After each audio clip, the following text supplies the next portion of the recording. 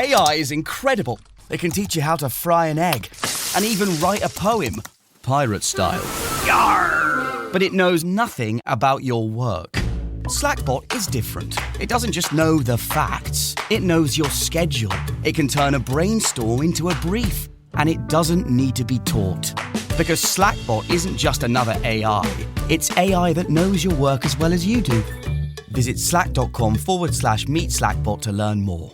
Adobe Acrobat Studio, so brand new. Show me all the things PDFs can do. Do your work with ease and speed. PDF Spaces is all you need. Do hours of research in an instant with key insights from an AI assistant. Pick a template with a click. Now your prezzo looks super slick. Close that deal? Yeah, you won. Do that, doing that, did that, done. Now you can do that with Acrobat.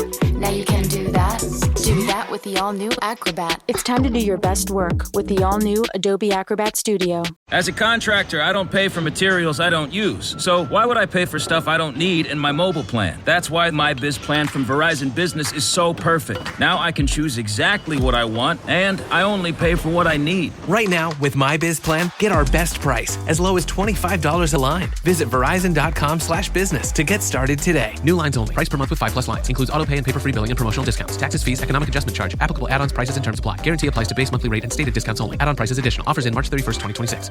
Estaba preso, encadenado, vigilado día y noche por soldados romanos, con el riesgo real de ser ejecutado en cualquier momento. La celda era oscura, húmeda, insalubre. Muchos en esa situación habrían colapsado, pero él escribió, y no cualquier escrito. De esa prisión salió uno de los mensajes más radiantes de toda la Biblia. Un texto que rebosa gratitud, esperanza y una alegría que no se quiebra, incluso cuando todo a su alrededor colapsa. ¿Cómo puede alguien hablar de alegría cuando está a punto de morir? ¿Qué había en el corazón de Pablo que lo hacía cantar incluso con las manos atadas? Eso es lo que vamos a descubrir al sumergirnos en cada línea de la carta a los Filipenses, un verdadero cántico de fe en medio del caos. Antes incluso de terminar esta carta, ya había hecho algo extraordinario: encender esperanza en medio del dolor. Si este tipo de luz tiene sentido en tu camino, aprovecha y suscríbete aquí en el canal, porque hay mucho más viniendo por ahí, y cada palabra puede ser un nuevo comienzo. En las profundidades de una prisión romana, rodeado por paredes húmedas, encadenado día y noche, Pablo escribe una de las cartas más vibrantes de toda la Biblia. La epístola a los Filipenses nace no del confort, sino de la adversidad. El apóstol, en medio de la incertidumbre sobre su sentencia, demuestra una serenidad que trasciende las circunstancias. No hay lamento, solo un corazón palpitante de gratitud, alegría y celo pastoral. Él no escribe como un derrotado, sino como alguien que mira más allá de las rejas. La prisión se convierte en púlpito y el dolor, materia prima de esperanza. Es curioso notar cómo la carta más alegre del Nuevo Testamento brota en uno de los momentos más oscuros de la vida de Pablo. Esta realidad solo es comprensible cuando nos sumergimos en la perspectiva espiritual del apóstol. Él no se veía como víctima del imperio, sino como prisionero de Cristo, encarcelado por causa del Evangelio y no por causa de Roma. Esta distinción lo cambia todo. El hombre que antes perseguía a los cristianos ahora se alegra en sufrir por ellos. Pablo escribe a los Filipenses no pidiendo ayuda, sino ofreciendo consuelo. Incluso privado de libertad, él experimenta algo que muchos libres desconocen: paz interior, propósito eterno y comunión inquebrantable con Dios. La historia de la fundación de la iglesia en Filipos, registrada en Hechos de los Apóstoles capítulo 16, es fundamental para entender esta conexión emocional. Allí, Pablo y Silas ya habían experimentado el milagro de la alabanza en medio de la prisión, cuando, incluso azotados y encarcelados, cantaban himnos a Dios hasta que la tierra tembló. Es como si, al escribir a los Filipenses años después, Pablo estuviera retomando ese espíritu de adoración que no depende de circunstancias favorables. Él recuerda no solo la historia, sino revive la esencia de aquella alabanza inquebrantable. Hay algo poderoso en esta elección de Pablo. Él opta por ver la mano de Dios hasta en las cadenas. No niega el dolor, pero no lo permite definir su tono. En lugar de abrir la carta con quejas, inicia con bendiciones y acción de gracias. Esto ya confronta a cualquier lector acostumbrado a buscar consuelo en situaciones mejores. El mensaje que resuena desde el primer párrafo de la epístola es claro. La verdadera alegría no nace de la ausencia de problemas, sino de la presencia de Cristo. Al lanzar este fundamento, Pablo nos invita a mirar más allá de la superficie de la vida. Él quiere que sus lectores vean lo invisible, escuchen lo que solo puede ser discernido espiritualmente y vivan con los ojos fijos en la eternidad. La carta a los Filipenses no es solo un mensaje teológico, es una explosión de fe de alguien que ha aprendido a hacer del dolor un puente hacia la gloria. Desde las primeras líneas, Pablo demuestra que su conexión con los filipenses va mucho más allá de una relación institucional. Al saludar a los hermanos, él no lo hace con formalidades vacías, sino con un calor emocional que revela un lazo espiritual profundo. Cuando afirma que da gracias a Dios todas las veces que lo recuerda, está revelando una práctica constante de intercesión, pero también un afecto genuino. La salutación no es una mera introducción, es un testimonio vivo de que hay alegría en el simple hecho de recordar a aquellos que caminan con nosotros en la fe. La carta rebosa emoción, especialmente cuando Pablo afirma que siente nostalgia de los filipenses con las tiernas misericordias de Cristo Jesús. Este tipo de lenguaje es inusual en otras epístolas, lo que evidencia el lugar especial que aquella iglesia ocupaba en su corazón. El tono de afecto recuerda más a una conversación entre amigos íntimos que a una correspondencia apostólica. Es como si, incluso a la distancia, Pablo estuviera abrazando a sus hermanos con palabras cargadas de añoranza y gratitud. El motivo de este profundo afecto tiene raíces en la historia que vivieron juntos. Desde el primer momento en que el Evangelio llegó a la ciudad, los filipenses respondieron con hospitalidad, generosidad y perseverancia. La iglesia nació en medio de milagros y persecuciones, y eso creó un vínculo casi inquebrantable entre Pablo y esos hermanos. Cada recuerdo reaviva en Pablo el sentido de propósito que lo mueve, incluso ahora, rodeado por muros de piedra. El recuerdo de la fidelidad de los filipenses se convierte en combustible para la continuidad de su ministerio. Más que nostalgia, Pablo expresa un deseo ardiente de que el amor de ellos crezca en conocimiento y discernimiento. Esto muestra que su gratitud no es pasiva. Él no se contenta con lo que ya ha sido vivido, sino que desea ver a esa comunidad profundizar aún más en Cristo. La alegría del apóstol está en ver a los filipenses madurar, fructificar y volverse cada vez más semejantes al Señor. Este anhelo revela la visión pastoral de alguien que ama al pueblo de Dios de manera sacrificial. En este punto, es imposible no reflexionar sobre las personas que marcan nuestra jornada con el Evangelio. ¿Quiénes son aquellos que despiertan en nosotros oraciones espontáneas de gratitud? ¿Cuántas veces nuestra memoria nos empuja a la intercesión? La salutación de Pablo nos enseña que el recuerdo de hermanos fieles es un regalo de Dios, y que cultivar relaciones espirituales profundas es parte de la alegría cristiana que resiste a cualquier tiempo difícil. Entre todas las iglesias que Pablo plantó, la de Filipos fue la que más se destacó por su constancia en el apoyo misionero. Desde el primer día hasta aquel momento de prisión, los filipenses jamás dejaron de sostener en oración y en recursos el ministerio del apóstol. Esta asociación es tan intensa que Pablo los llama participantes de la gracia. No eran solo oyentes de la palabra, sino colaboradores activos en la causa del reino. Este involucramiento es un retrato de la iglesia madura, aquella que entiende que el Evangelio no es espectáculo, sino misión compartida. Esta participación era visible no solo en gestos financieros, sino en la comunión afectiva y espiritual que existía entre ellos. Pablo se siente ligado a ellos en lo más íntimo, no por causa de resultados o números, sino por causa de la disposición de ellos de sufrir por el mismo evangelio. Es como si la alegría de Pablo no estuviera en ver la iglesia crecer en influencia, sino en verla crecer en entrega. Esto desafía nuestros criterios modernos de éxito y apunta a un modelo más profundo de comunidad cristiana. Además, esta asociación está regada por oración mutua. Pablo ora por ellos con fervor y sabe que también está siendo sostenido por las oraciones de ellos. Hay una dinámica espiritual poderosa sucediendo. Mientras Pablo escribe bajo custodia, los filipenses oran en libertad.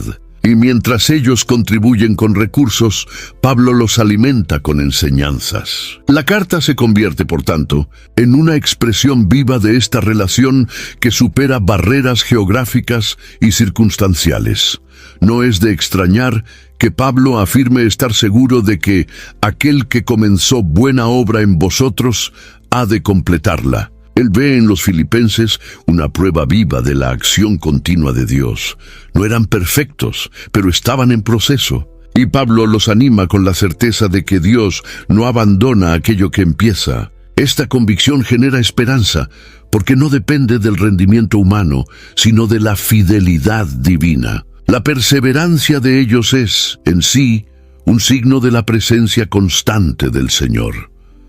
La narrativa aquí va más allá de un simple agradecimiento. Es un recordatorio de que la fe genuina se traduce en compromiso. Quien ama el Evangelio, invierte en él con el corazón, con los bienes y con la vida. Y esta entrega mutua entre Pablo y los filipenses nos inspira a preguntar, ¿en qué medida hemos participado de verdad de la obra de Dios? El Evangelio aún pulsa con fuerza en nosotros cuando las circunstancias son adversas. Y antes de continuar, cuéntame algo en los comentarios.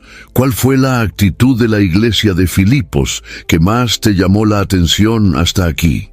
Generosidad, lealtad, asociación en el Evangelio. Quiero saber qué más te marcó en estos primeros fragmentos de la carta, lo que para muchos sería un fin.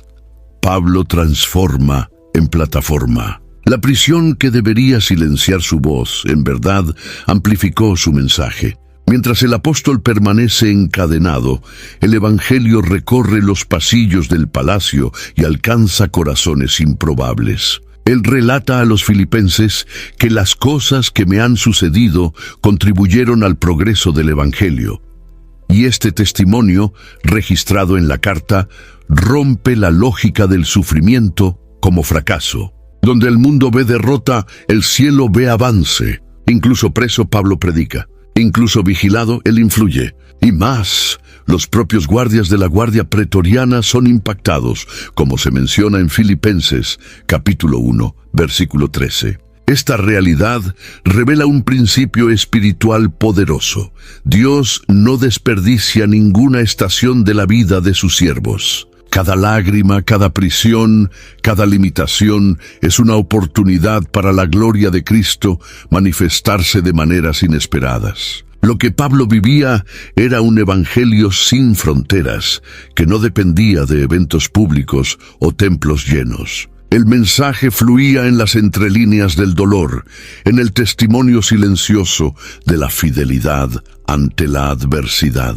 Sus cadenas no callaban su fe, solo daban un nuevo tono a su alabanza. También hay un impacto indirecto aún más sorprendente. Al ver el valor de Pablo, muchos hermanos fueron alentados a anunciar la palabra con osadía. La prisión de un hombre infló la libertad de muchos. Esto nos enseña que la fidelidad de un siervo puede desencadenar ondas de fe a su alrededor. La postura de Pablo genera valor colectivo, una especie de contagio espiritual. El miedo, que paraliza a tantos, se vence cuando se contempla a alguien que elige la verdad, incluso cuando ésta cuesta caro. Lo más intrigante es percibir que Pablo discierne las motivaciones de aquellos que predican. Algunos por envidia, otros con sinceridad. Sin embargo, su enfoque no está en los hombres, sino en el mensaje.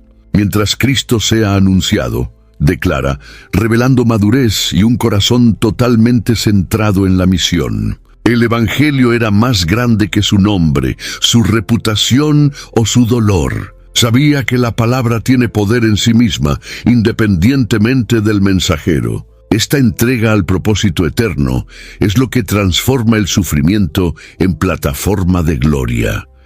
Al escribir a los filipenses sobre todo esto, Pablo está sembrando una semilla de visión. Quiere que esa iglesia y cada lector a lo largo de los siglos entienda que Dios actúa también en las cárceles de la vida. Cuando la libertad externa se esfuma, la libertad interior se revela con aún más fuerza. Y en ese eco de las cadenas, el Evangelio resuena con una belleza única, que solo los que han pasado por valles profundos pueden entonar. En medio de la incertidumbre sobre su futuro, Pablo hace una declaración que desconcierta cualquier lógica natural. Se alegra y continuará alegrándose. Este tipo de afirmación, hecha mientras enfrenta la posibilidad de ejecución, revela una espiritualidad que no se construye sobre resultados, sino sobre convicciones eternas. Su alegría no está ligada al desenlace del juicio romano, sino al conocimiento de que Cristo será engrandecido, sea por la vida o por la muerte. Esto queda claro en Filipenses capítulo 1, versículo 18 al 20, donde Pablo declara su confianza en la intervención divina, impulsada por las oraciones de los hermanos y por la provisión del Espíritu de Jesucristo. Esta es una de las marcas más profundas del cristianismo maduro. Encontrar alegría no en circunstancias favorables, sino en propósitos cumplidos. Pablo no necesitaba ser liberado para alegrarse. Bastaba saber que su vida, incluso en prisión, glorificaba a Dios. Es como si su alegría estuviera anclada en un puerto seguro, inaccesible a las tempestades externas. Esto nos confronta en nuestras propias fragilidades. ¿Hasta qué punto nuestra alegría depende de situaciones controladas? ¿Cuántos somos vulnerables a la inestabilidad de la vida? En lugar de dejarse consumir por la ansiedad del futuro, Pablo elige vivir con propósito en el presente. Expresa un dilema interno entre el deseo de partir y estar con Cristo, lo que para él sería mucho mejor, y la necesidad de permanecer por causa del progreso espiritual de los filipenses. Este conflicto revela que su motivación de vida no es el bienestar personal, sino el avance del reino.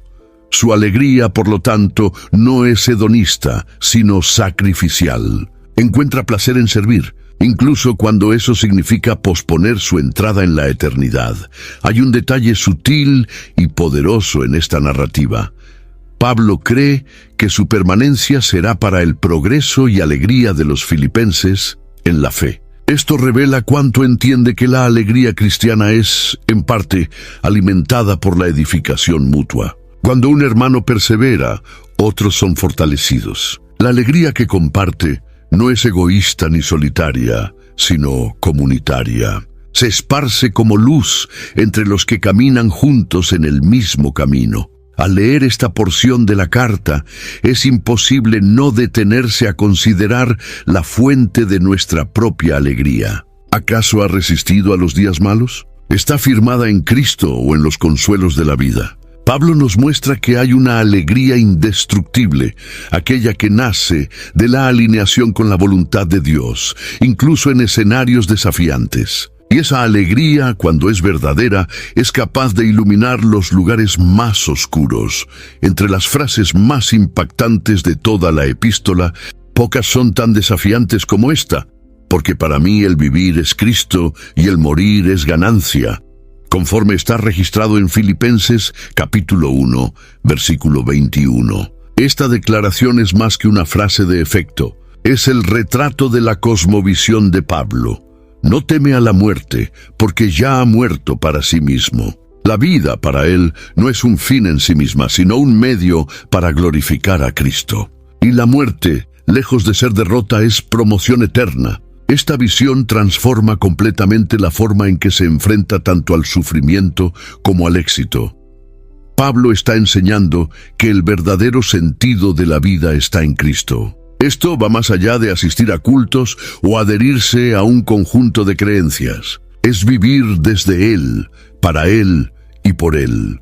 Cada respiración, cada decisión, cada relación se convierte en un campo para manifestar la gloria del Salvador. Y cuando se alcanza esa centralidad, el miedo a la muerte se disipa. No porque el fin deje de ser real, sino porque la eternidad pasa a ser el hogar más deseado. El cielo, para Pablo, no es solo un consuelo, es el mayor anhelo. Este tipo de entrega, sin embargo, no nace de la noche a la mañana. Es fruto de un viaje de fe profundo, marcado por renuncias, persecuciones y experiencias con Dios.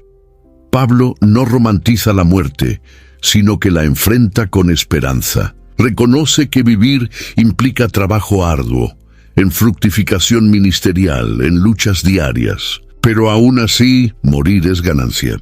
Porque estar con Cristo es infinitamente superior a cualquier logro terrenal. Esta perspectiva corrige nuestra tendencia al apego exagerado a las cosas de este mundo. La honestidad de Pablo en este punto es desconcertante. Comparte su dilema con los filipenses, no como alguien indeciso, sino como un hombre que vive intensamente entre dos amores, el pueblo de Dios y el propio Dios.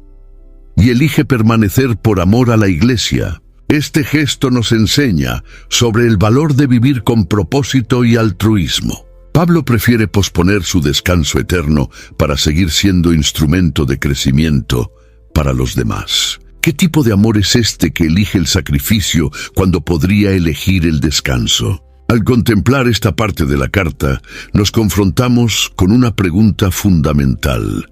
¿Qué significa, de hecho, vivir? Para Pablo, vivir es Cristo. Todo lo demás es secundario. Y esta definición no se trata solo de un ideal espiritual, sino de una realidad vivida, incluso en la cadena. Es esta verdad la que da forma a la alegría inquebrantable, una alegría que ni la prisión, ni la muerte, ni el abandono pueden robar. Al escribir a los filipenses, Pablo revela una preocupación pastoral por la firmeza y unidad de la Iglesia frente a las presiones externas. Les exhorta a permanecer firmes en un solo espíritu, como una sola alma, luchando juntos por la fe del Evangelio, como se describe en Filipenses capítulo 1, versículo 27. La expresión revela que para el apóstol, la unidad no es solo un valor moral, sino un arma espiritual en tiempos de oposición. Ante la persecución, la Iglesia debería moverse como un cuerpo cohesionado,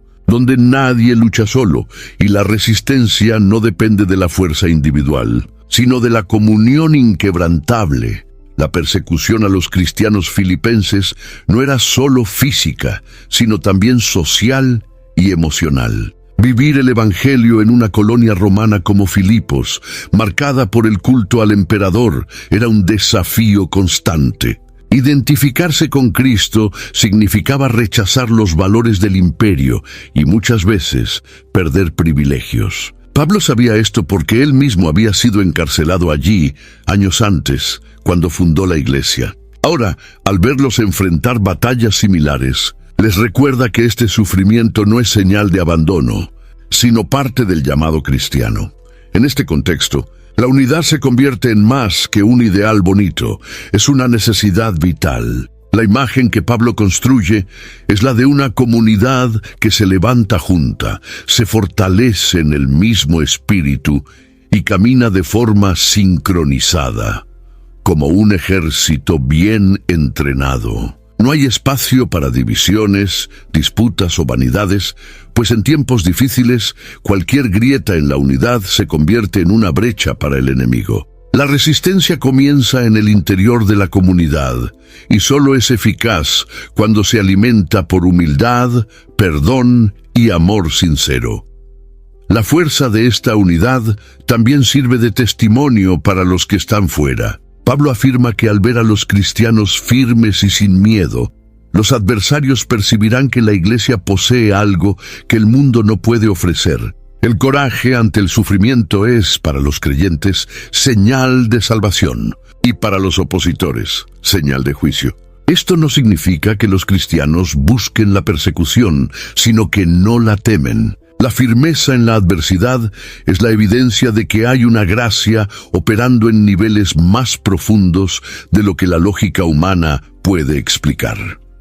Este fragmento de la carta no es solo un consejo práctico, sino un llamado urgente a la madurez espiritual. Pablo está diciendo a los filipenses, y a nosotros, que la comunión en tiempos de dolor no es opcional, sino indispensable. La verdadera alegría, aquella que no se quiebra con la persecución, florece en el terreno de la unidad. Y cuando esa unidad es visible, se convierte en un faro en medio de la oscuridad, un testimonio vivo del poder de Dios actuando en su pueblo.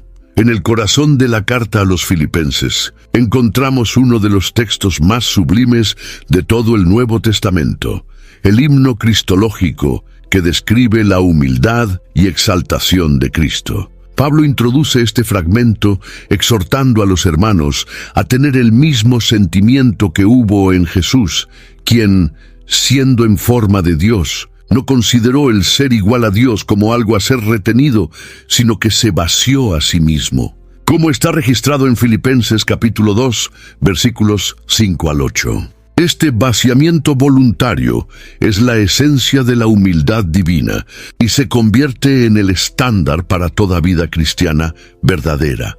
Cristo, que tenía todos los derechos celestiales, eligió la obediencia hasta la muerte, y muerte de cruz. No fue forzado ni engañado, sino que decidió por amor tomar el camino de la renuncia. Esta elección no es solo un gesto histórico, sino una invitación eterna. Pablo no solo presenta a Jesús como ejemplo moral, sino como modelo encarnado de lo que significa vivir de forma plena ante Dios.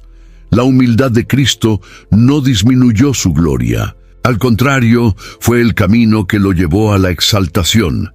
Esta enseñanza impacta profundamente la cultura de los filipenses, influenciada por los valores romanos de poder, honra y estatus. Pablo está deconstruyendo esta mentalidad al mostrar que la verdadera grandeza no está en subir escalones de prestigio, sino en descender voluntariamente por amor. La humildad, en este contexto, no es debilidad, es fuerza espiritual. Y es esta humildad la que sostiene la alegría que no se corrompe, pues no está basada en la posición social, sino en la identidad en Cristo.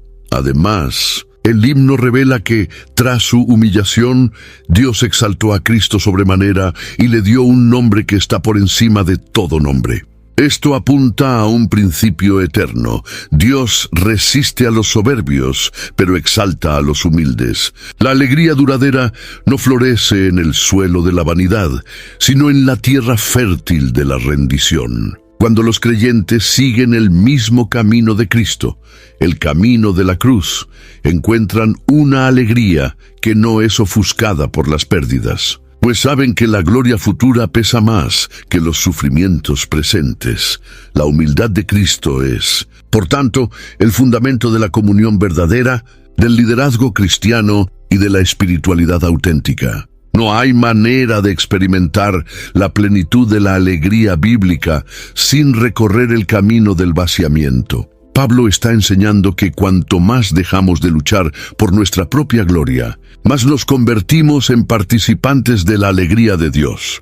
Y esta alegría, afianzada en el ejemplo del propio Cristo, no se desgasta con el tiempo, se renueva en la eternidad. I had that dream again. My small business needs to hire, but I don't use LinkedIn, and I hire wrong. So our orders get all backed up. We're drowning in paperwork, then actually drowning, careless fighting off sharks with a stapler, and pirates are pillaging the office copier, and then I wake up. Don't let hiring nightmares ruin your dreams. LinkedIn Jobs' new AI assistant goes beyond the resume, using unique insights to deliver a smarter shortlist. Post your job for free at linkedin.com/quality. Start hiring today with LinkedIn. Starting a business can seem like a daunting task, unless you have a partner like Shopify. They have the tools you need to start and grow your business, From designing a website to marketing to selling and beyond, Shopify can help with everything you need. There's a reason millions of companies like Mattel, Heinz, and Allbirds continue to trust and use them. With Shopify on your side, turn your big business idea into... Sign up for your $1 per month trial at shopify.com/special offer. Don't chew on that, Max. Cooper loves that chew, too. Oh, now he's into Cooper's food. Wow, he is loving it. What do you feed Cooper? Blue Buffalo Life Protection Formula. He never leaves a crumb. I love it because it's made with high-quality protein, nutrient-rich fruits and veggies, and wholesome whole grains. Looks like we're switching to Blue. Blue Buffalo foods are made with the superior ingredients your dog needs to thrive. Can your dog food say that? Visit feedbluefood.com to learn more. Después de hablar sobre la humildad de Cristo, Pablo llama a los filipenses a vivir de manera coherente con ese ejemplo. Les exhorta a hacer todo sin murmuraciones ni contiendas, para que se conviertan en irreprochables y sinceros, hijos de Dios, inculpables en medio de una generación pervertida y corrupta, como está escrito en Filipenses capítulo 2, versículo 15. La metáfora que usa es poderosa. Deben brillar como luminares en el mundo, no solo sobrevivir a la oscuridad, sino iluminarla con la luz de la vida que recibieron de Cristo. Esta imagen de luz contrasta directamente con el contexto moral de la época. Filipos, como colonia romana, estaba inmersa en idolatría, prácticas inmorales y un sistema social injusto. En este escenario, la Iglesia estaba llamada a ser diferente, no por aislamiento, sino por influencia. Los creyentes no fueron colocados en el mundo para esconderse, sino para brillar. Y esta luz no viene de sí mismos, sino de la palabra de la vida que llevan. Pablo está diciendo que el testimonio visible de los cristianos tiene el poder de impactar toda una sociedad. Para que esto suceda, refuerza la importancia de vivir sin murmuración. Murmurar es señal de incredulidad, y las contiendas son síntomas de ego herido. Ambas actitudes apagan el brillo de la luz cristiana. Pablo sabía que una iglesia dividida y amarga no podría iluminar a nadie. Por eso, conecta la práctica de la humildad con el testimonio público de la fe. Brillar no es hacer ruido, sino vivir de forma íntegra y fiel, incluso cuando nadie está mirando. Además, Pablo los llama a retener firmemente la palabra de la vida. Esto significa vivir de manera fundamentada en la Escritura, sin negociar principios, incluso bajo presión. La luz que brilla de forma constante es aquella alimentada por convicciones profundas, y expresa el deseo de, en el día de Cristo, poder gloriarse de que no ha corrido en vano. Su alegría futura está ligada a la fidelidad presente de sus hijos espirituales. Esto revela un vínculo profundo entre liderazgo espiritual y discipulado responsable. Este pasaje es un llamado a la coherencia, a la firmeza y a la belleza del testimonio cristiano. Pablo recuerda a los filipenses que la alegría inquebrantable se fortalece cuando vivimos de forma íntegra en medio de la corrupción, y que cada gesto de fidelidad, por pequeño que parezca, es como una llama que resiste al viento y continúa iluminando hasta que el día perfecto amanezca. Al describir su entrega por la causa del Evangelio, Pablo utiliza una imagen profundamente simbólica y conmovedora. Se ve a sí mismo como una ofrenda derramada sobre el sacrificio y servicio de la fe de los filipenses. Esta expresión, registrada en Filipenses capítulo 2, versículo 17, remite a la práctica judía y pagana de libaciones, donde vino fue derramado sobre el altar como señal de adoración. Pablo se coloca en esta posición voluntaria de ofrenda, no como víctima de las circunstancias, sino como alguien que, incluso ante la muerte, encuentra alegría en ser útil a la fe de los demás. Lo que impresiona es la forma en que conecta esta entrega con alegría. Afirma que se alegra, incluso siendo derramado. Invita a los filipenses a alegrarse con él. Este tipo de disposición solo puede nacer de un corazón completamente rendido a Cristo. Pablo no considera su vida preciosa a sus propios ojos siempre que pueda cumplir su misión. La entrega para él no es una carga, sino una celebración. Su sufrimiento se convierte en sacrificio vivo y su dolor en adoración en movimiento. Esta enseñanza confronta directamente la mentalidad utilitarista que mide la vida cristiana por el retorno personal. Pablo nos muestra que el valor de la vida no está en cuánto se conquista, sino en cuánto se ofrece. No se jacta de los milagros que realizó o de las iglesias que fundó, sino de la posibilidad de que su muerte sea una expresión legítima de servicio a la fe de los demás. Es una espiritualidad que ve sentido incluso en la última gota derramada, porque cada gota puede glorificar a Dios. Además, esta entrega no es aislada. Pablo ve la fe de los filipenses como un altar digno para recibir esta libación. Reconoce que su fe es activa, perseverante, sacrificial. No es una fe acomodada, sino una fe que trabaja. Esto revela la belleza de una asociación espiritual donde ambas partes se entregan. Pablo se derrama, los filipenses sirven y ambos se alegran. El Evangelio se manifiesta en este ciclo de entrega mutua, donde nadie retiene nada para sí, porque todo ya ha sido entregado a Cristo. En un tiempo en que la fe a menudo se vive de forma individualista y autocentrada, este ejemplo de Pablo resurge como un llamado a la consagración verdadera. La invitación es clara: no vivir solo para sí, sino ofrecer la propia existencia en favor de la fe de los demás. Y cuando esta oferta se hace con amor, incluso el dolor se transforma en júbilo, porque el altar es santo y el fuego todavía arde. Después de declarar su propia disposición a sacrificarse por la fe de los filipenses, Pablo presenta a dos hombres que personifican ese mismo espíritu, Timoteo y Epafrodito. Estos nombres, que podrían pasar desapercibidos en una lectura superficial, revelan valores profundos de carácter, servicio y amor al prójimo. En Filipenses capítulo 2, versículos 19 a 30, el apóstol describe con gratitud y ternura el papel de estos cooperadores fieles. Ambos son ejemplos vivos de cómo la alegría cristiana se expresa a través de la fidelidad en la vida cotidiana.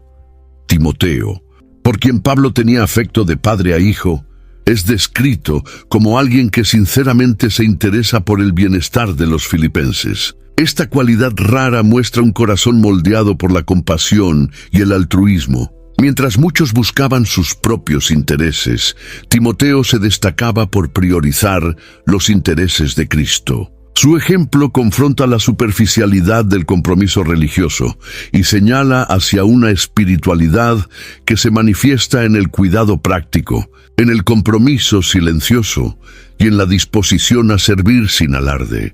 Ya Epafrodito es recordado con una mezcla de admiración y compasión. Él había sido enviado por los filipenses para llevar ayuda a Pablo y terminó enfermándose gravemente en el proceso. Incluso ante la muerte no pensaba en sí mismo, sino en el sufrimiento de los hermanos que supieron de su enfermedad. Pablo lo llama hermano, cooperador y compañero de luchas, resaltando la dimensión fraternal, ministerial y guerrera de su entrega. Epafrodito representa el tipo de cristiano cuya fe no es teórica, sino vivida con el cuerpo, con el tiempo y con el riesgo. Estos dos hombres no realizaron milagros espectaculares ni predicaron sermones memorables, pero sus vidas hablaron alto. La fidelidad de ellos sostuvo a Pablo en momentos críticos, edificó la iglesia y agradó al Señor. Esto nos recuerda que el reino de Dios se construye no solo por aquellos que están en el centro del escenario, sino por aquellos que, tras bastidores, sostienen la obra con valentía, lealtad y amor constante. Son personas así las que llevan la esencia del Evangelio. Al mencionar a Timoteo y Epafrodito, Pablo no solo agradece, él enseña. Él eleva a estos hombres como modelos a seguir, mostrando que la verdadera grandeza en el reino se mide por la disposición a servir, sufrir y permanecer. La alegría inquebrantable no brota del reconocimiento humano, sino de vivir con fidelidad ante Dios,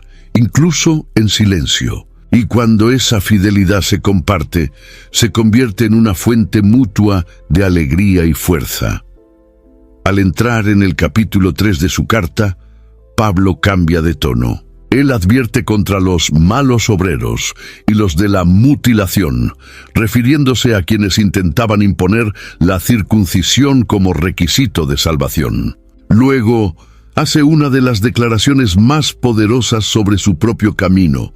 Considera todos sus logros como pérdida ante la excelencia del conocimiento de Cristo Jesús, su Señor.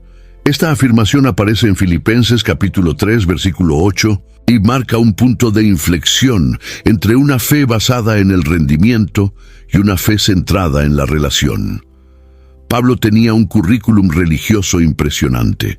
Judío de la tribu de Benjamín, fariseo celoso, irreprensible en cuanto a la ley, una biografía que lo colocaría en la cúspide de la jerarquía religiosa de su tiempo. Sin embargo, considera todo esto como estiércol comparado con el privilegio de conocer a Cristo. Esto revela que el verdadero valor de la fe cristiana no radica en la acumulación de títulos o logros, sino en la intimidad con el Salvador. Conocer a Cristo no es solo saber sobre Él, sino experimentar su presencia, escuchar su voz, participar de su sufrimiento y del poder de su resurrección. Este conocimiento no viene sin costo. Pablo habla de perderlo todo para ganar a Cristo. No se trata de un intercambio injusto, sino de una rendición voluntaria a lo que realmente importa. Él no se gloria en las renuncias en sí, sino en lo que ganó, una vida unida a Jesús. Esta inversión de valores nos desafía profundamente. En un mundo que nos enseña a acumular, Cristo nos invita a renunciar. Y es en ese vaciarse que encontramos el verdadero tesoro. Además, Pablo expresa el deseo ardiente de conocer a Cristo en todos los aspectos, incluso en su sufrimiento. Esto revela una espiritualidad valiente, que no huye del dolor, sino que lo ve como una oportunidad de comunión más profunda con el Maestro. Él entiende que la verdadera alegría no está en evitar el sufrimiento, sino en estar con Cristo en cualquier circunstancia. Esto transforma completamente la manera en que enfrentamos nuestras pérdidas. Por último, esta parte de la carta nos recuerda que el Evangelio es, sobre todo, una jornada de intimidad.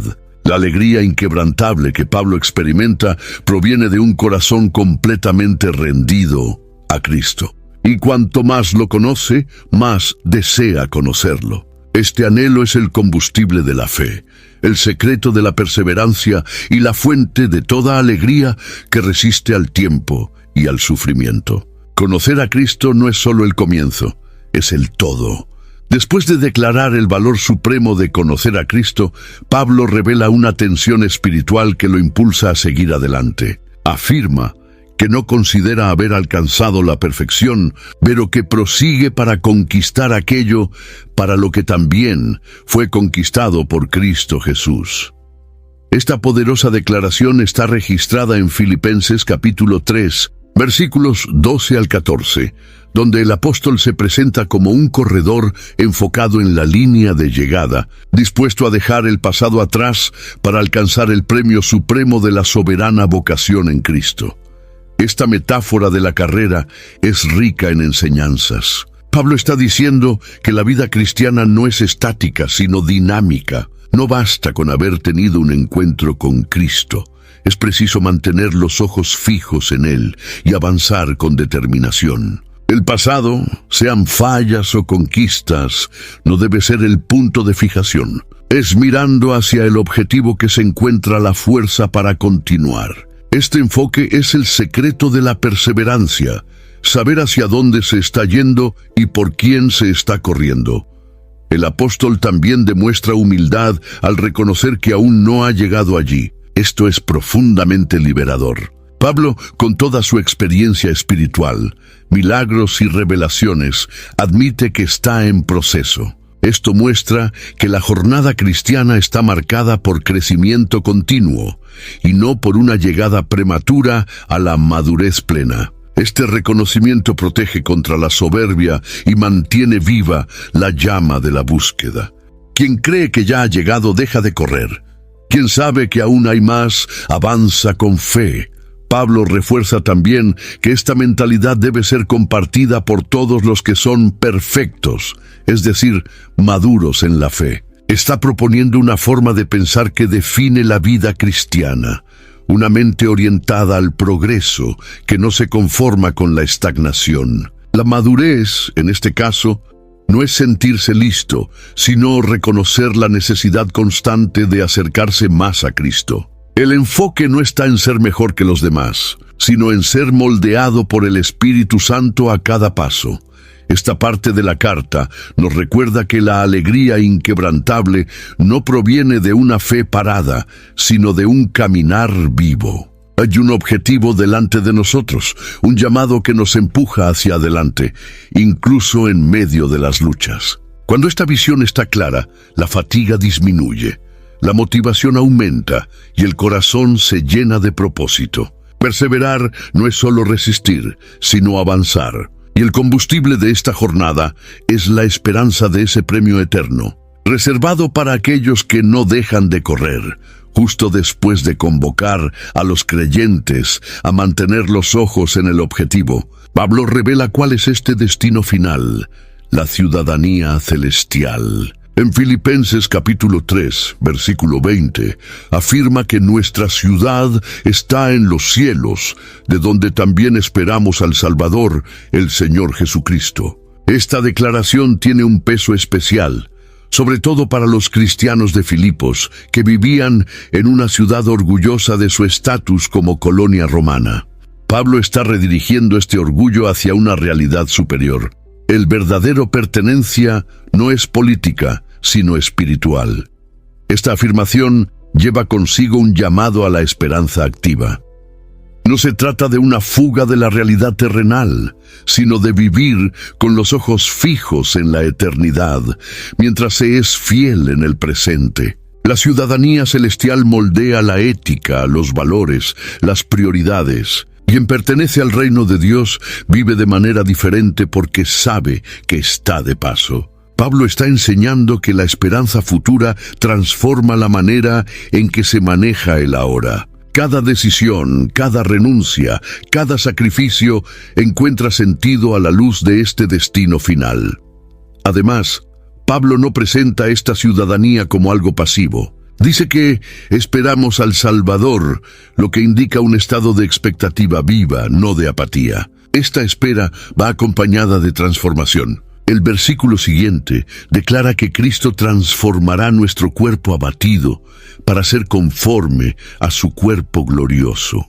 Es decir, hay un proceso en curso. Mientras esperamos, somos moldeados, purificados, preparados. La esperanza cristiana no es escapismo, sino santificación. Esta perspectiva confronta las ilusiones que a menudo rodean la fe moderna, donde el enfoque es frecuentemente conquistar bendiciones terrenales. Pablo nos recuerda que somos peregrinos. La alegría que cultivamos ahora no está limitada a lo que este mundo puede ofrecer, porque nuestra patria es otra. Y esto cambia todo. Cambia cómo enfrentamos el dolor, cómo nos relacionamos con el dinero, cómo servimos, cómo perdonamos, cómo amamos. Todo está influenciado por esta identidad eterna. La ciudadanía celestial no es solo una doctrina, es un ancla para el alma en tiempos difíciles. Pablo escribe desde la prisión, pero su corazón está libre porque no pertenece a Roma, pertenece al cielo. Y este pertenecer redefine la manera en que interpreta su realidad. Esta es la clave de la alegría inquebrantable. Saber a quién se pertenece y hacia dónde se va. Cuando esta certeza gobierna el corazón, nada en este mundo tiene poder suficiente para robar la paz. Al entrar en el capítulo 4, Pablo comienza a traer exhortaciones prácticas y, entre ellas, tal vez una de las más citadas en momentos de crisis: no andéis ansiosos por cosa alguna. Esta exhortación aparece en Filipenses capítulo 4, versículo 6, y es seguida por una instrucción liberadora.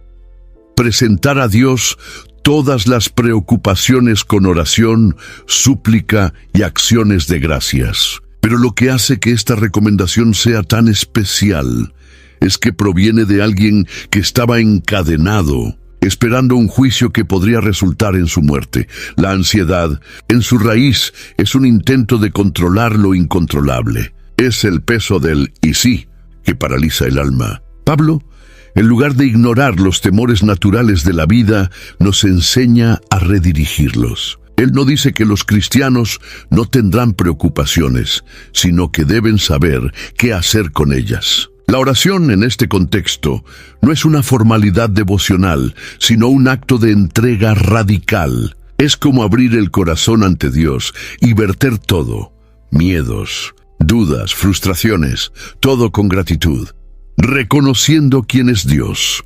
El resultado de esta práctica es extraordinario. La paz de Dios, que sobrepasa todo entendimiento, guardará vuestro corazón y vuestra mente en Cristo Jesús. Esta paz no es ausencia de conflicto externo, sino protección interior. Pablo está diciendo que, incluso si las circunstancias no cambian, el corazón puede permanecer firme. Esta es una paz que desafía la lógica porque no depende de la resolución de los problemas, sino de la presencia de Dios que habita en el interior del creyente.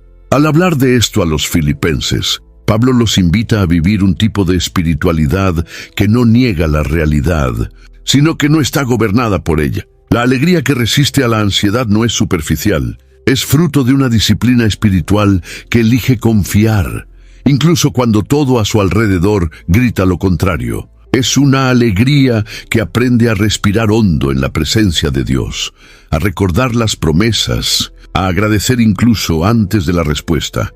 Este pasaje de la carta nos enseña que en los días malos, el camino no es la desesperación sino la oración, y que hay una paz disponible para aquellos que deciden descansar en Dios.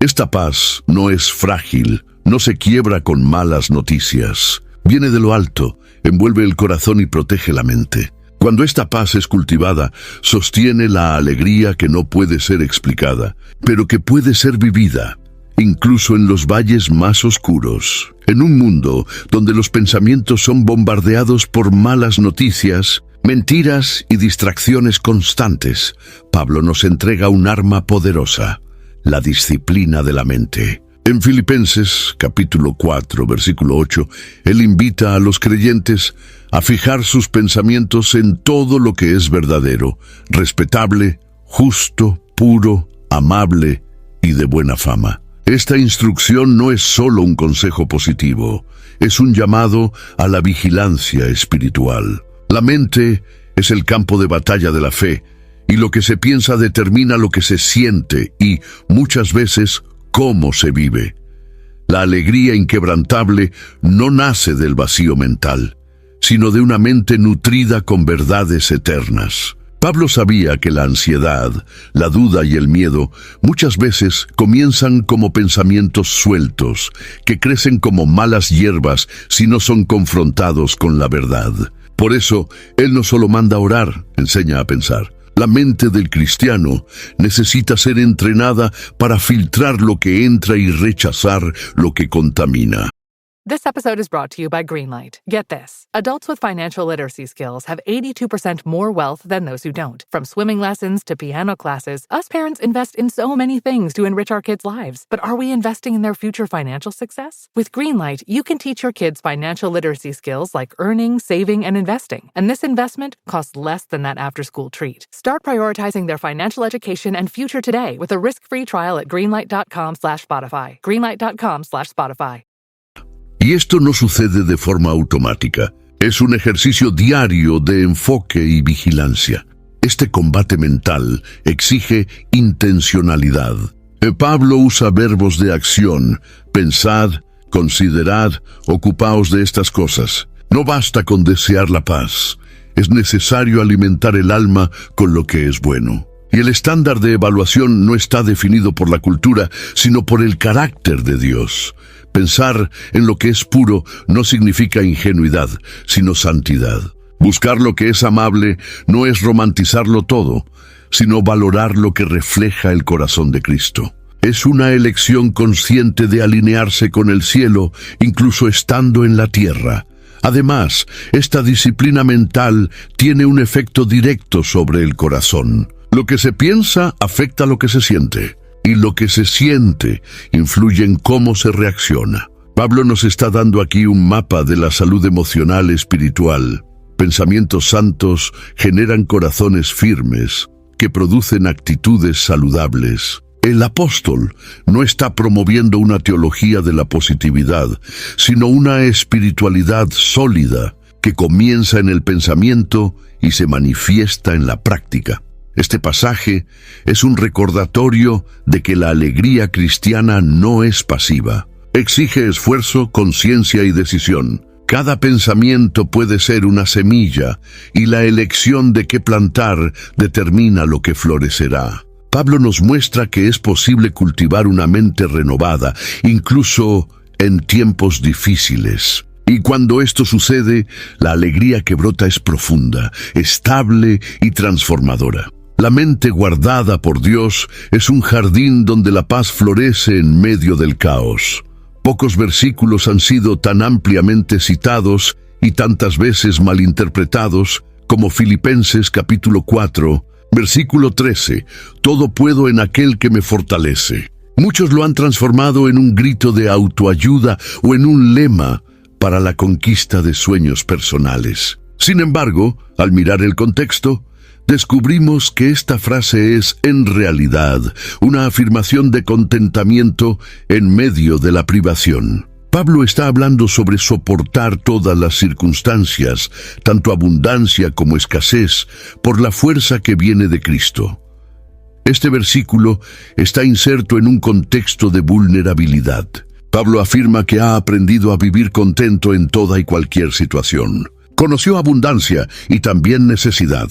Aprendió a pasar hambre y también a tener lo suficiente. Su estabilidad emocional y espiritual no dependía de las circunstancias, sino de la presencia de Cristo. Esto cambia radicalmente la lectura del texto. El todo puedo no es una licencia para triunfalismos vacíos, sino un testimonio de resistencia sobrenatural en la adversidad. La fuerza que Pablo menciona no es interna, sino concedida. Él no está diciendo yo soy fuerte, sino Él me fortalece. La fuente de su equilibrio es externa, espiritual y personal, Cristo. Es en Él donde reside el poder de soportar y mantenerse firme cuando todo alrededor se desmorona. Esta dependencia es el secreto de la libertad interior. Pablo no necesita que las cosas mejoren para estar bien. Él está bien porque Cristo está en él, incluso cuando todo empeora alrededor. Este tipo de contentamiento es revolucionario. En una cultura marcada por la insatisfacción crónica, Pablo presenta una alegría que no depende de tener más, sino de estar en Cristo. Y eso no es una teoría, es un aprendizaje. Él dice que aprendió a vivir contento, lo que implica proceso, maduración, experiencias. Esto nos enseña que también podemos y debemos aprender este estilo de vida, siendo enseñados por el Espíritu a depender de Dios, más que de las circunstancias. Al final, este versículo no nos invita a conquistar todo, sino a soportar todo con dignidad, fe y esperanza. Es un llamado a la resiliencia espiritual. Pablo nos muestra que la verdadera fuerza no está en evitar el sufrimiento, sino en permanecer firme en medio de él. Y cuando esta fuerza viene de Cristo, la alegría no desaparece. Ella madura, se profundiza y se convierte en un testimonio poderoso de la suficiencia del Evangelio. Cerrando la carta, Pablo dedica un trecho a la generosidad de los filipenses, una generosidad que él reconoce como fruto espiritual y prueba de madurez. Él agradece por las ofrendas recibidas, pero deja claro que su alegría no está en el valor monetario en sí, sino en lo que este gesto representa ante Dios. En Filipenses capítulo 4, versículo 17, él afirma: no que busque dádivas, sino el fruto que aumente vuestro crédito. Pablo está más interesado en la recompensa eterna de ellos que en el alivio momentáneo para sí. Esta perspectiva es extremadamente rara. Pablo ve el acto de donar como siembra espiritual. La generosidad de los filipenses no es solo una ayuda práctica, es un sacrificio agradable a Dios, una ofrenda de aroma suave. Esto remite a las ofrendas del Antiguo Testamento, mostrando que Dios se agrada profundamente de corazones que dan con alegría, incluso cuando poco tienen. La generosidad aquí es expresión de fe, adoración y comunión. Es importante notar que Pablo no pidió nada. La iniciativa vino de la propia iglesia, movida por el amor y la gratitud. Ellos habían enviado ayuda financiera a través de Epafrodito, aun siendo una comunidad que, en muchos momentos, también enfrentaba necesidades. Esta donación, proveniente de un corazón voluntario y sincero, se convirtió en un registro eterno de fidelidad. Pablo reconoce este gesto como un testimonio del carácter cristiano, que trasciende palabras y se manifiesta en actitudes concretas. Y, como consecuencia, él declara una promesa poderosa: mi Dios suplirá todas vuestras necesidades según sus riquezas en gloria en Cristo Jesús. Esta promesa, contenida en el versículo 19, no es genérica. Está ligada directamente al contexto de generosidad. Pablo no está diciendo que Dios satisfará todos los caprichos humanos, sino que Él cuidará de aquellos que, incluso en escasez, eligen confiar y ofrecer. La provisión de Dios acompaña la fidelidad del corazón que siembra en el reino. Cerramos la carta con esta imagen sublime: una comunidad que vive con generosidad, un apóstol que encuentra alegría en la fidelidad de los hermanos y un Dios que se deleita en suplir y recompensar a aquellos que entregan todo a Él.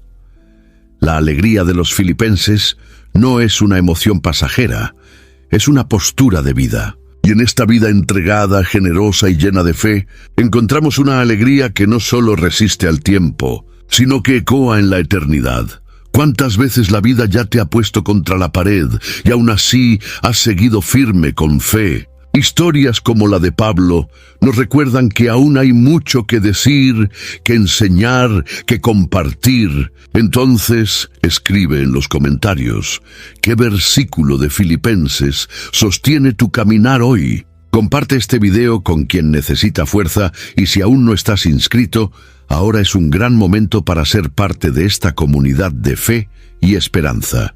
Con quien necesita fuerza y si aún no estás inscrito, ahora es un gran momento para ser parte de esta comunidad de fe y esperanza.